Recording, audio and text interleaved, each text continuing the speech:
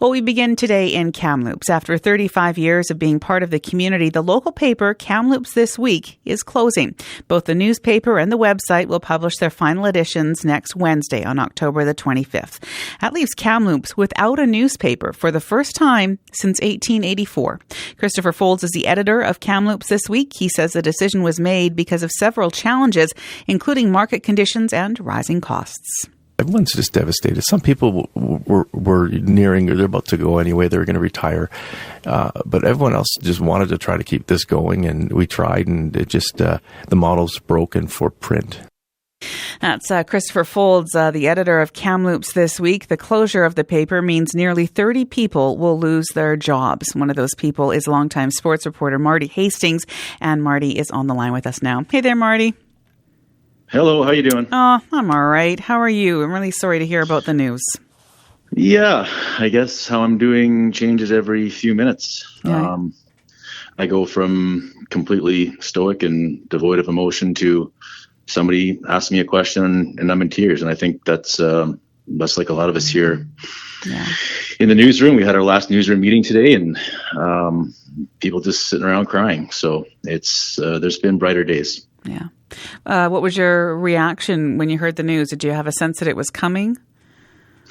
Yeah, there's been rumblings for a little while. I guess it somehow still kind of sneaks up on you a little bit. I mean, Monday was kind of the final nail in the coffin where you left the building saying, okay, that's it. There's no way forward. There's always these kind of hopes and prayers and Hail Marys that were tossed up that fell flat. And so it's still shocking. I think it really hasn't settled in, honestly. Like I'm kind of going through the days, not really realizing that it's a finality, but just getting these little shots of reality every once in a while. Yeah. How long have you been at the paper for?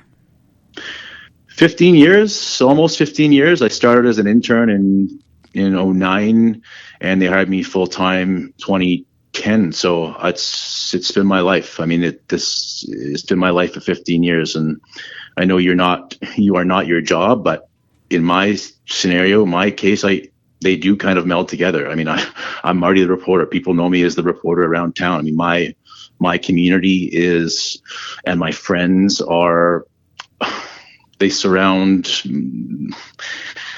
On my weekends, I go into sports events, and that's where my friend base is, and that's what my life has been for 15 years. It's the people in the sports community that are my social circle and have been for a long time now. So it is kind of like losing a piece of who you are. At least it feels like that right now. Yeah. Marty, you and I think we've only met in person maybe once. We've talked a little bit on and off over the years, but I feel like I know you. I hear you on our morning show, Daybreak in Kamloops all the time. I read your work. Can you just tell me a little bit more about the conversations that you're having now and the reaction and what you're hearing from people in the community? I mean, this is the lone paper in Kamloops, and to not have it and the service that you brought. Just tell us a little bit more about the conversations you've been having. Yeah, I mean, first of all, I just tell everybody what an honor and a pleasure it's been to be trusted to document the sports history of the community. I mean, what a place to work. And I just thank everybody who's given me a chance to interview them and about some of the most intense subject matter that you could imagine. Parents talk to me about their lost children and disease and addiction. And it's those little stories, though. I mean, it's those things that are no longer going to be covered when these types of things happen. I think, on a smaller scale today, in today's paper, we have a story about these two 11-year-old ice dancing skaters, and they were so fired up because they're the first female pairs team to ever compete in British Columbia, right? I mean, and that's not a huge story. That's not a glamorous story, but to them, it means everything. And these are the type of things that are going to go begging, because I can guarantee you online outlets who all they care about is clicks and views are not going to send a reporter to go and cover this little story. And what that means for these kids is they don't get the validation that they sometimes need, or that sometimes spurs them on to big things. I just had another person email me today about, I remember when I saw my name, the single A basketball tournament, in 2005, and what it meant to me. I mean, it's just little tiny things you don't think about. Kids seeing their names in the paper that it's devastating to think about that dwindling away and being gone. Oh, it's so well put. And that, you see that, in professional sports or, the big politicians, they get interviewed all the time. They don't really care or whatever, right? But when it's on the ground, when it's community level, it means so much to the people who are being interviewed and people who are reading these stories. It's about community. Yeah, I mean the story that really sticks out to me. And I'm teaching a university class, a journalism class, believe it or not. I tried to tell this to them and I couldn't get through it, so I'll do my best here. It was, I don't know, about 6 years ago, something like that. And I got a tip from a reader that you got to go and check out this minor hockey team. This is just kids. It's house hockey. None of them are going pro. They're 10 or 11 years old, but there's this kid and his dad's the coach, and they finally made the final. And the deal here is, this coach is on borrowed time. He has cancer. He's altering his chemotherapy to coach his son. So I go to the game, and the team goes down 3-0, and they come back, and it goes to overtime, and the coach's son scores the winning goal to win this tournament. And I just think, and I was able to write this story, and the coach died. The coach died months later. So this kid's going to grow up with, and the amount, not just him, but he's going to grow up with these memories in the paper that he can go back and remember his dad from. But not only that, all the people struggling with cancer that wrote in and said that was inspirational, that's the kind of thing that goes away. Yeah. Oh, Marty. So you said you're teaching a journalism class, at a time like this. What do you say to your students? Journalism's not dying. I mean, you still need reporters. I just tell them that it's changing. I mean, and they're better positioned than I am, or a lot of us older people are, to adapt to the online world. I mean, newspapers are dying.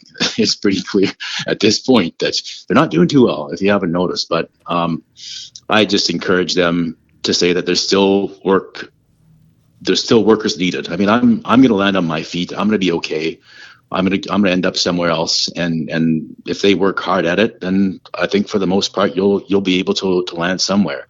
It's not doom and gloom for me as far as journalism. It's just, this newspaper model and newspapers in general are not doing very well. Yeah. What are you going to miss the most, Marty, from this gig? Oh man, somebody asked me that today, and I don't really know. I can't tell you exactly what it's going to be. I can't just pick one thing. I think it's just,